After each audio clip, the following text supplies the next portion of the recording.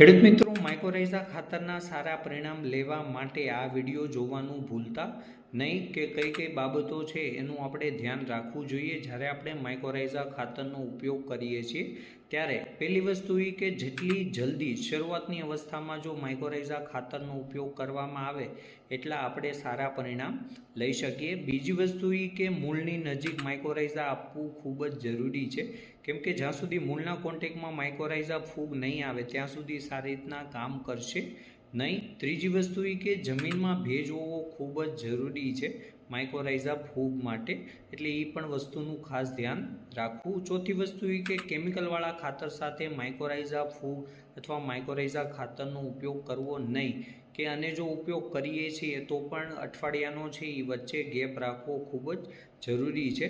અને પાંચમી વસ્તુ એ કે જે જમીનમાં ફોસ્ફરસનું પ્રમાણ વધારે હશે એ જમીનમાં માઇક્રોરાઇઝા સારી રીતના કામ કરશે નહીં, એટલે ડીએપી જેવા ખાતરનો વધારે ઉપયોગ કરવો નહીં। ખેડૂત મિત્રો, આવી ટેકનિકલ માહિતી માટે આપણને ફોલો કરવાનું ભૂલતા નહીં।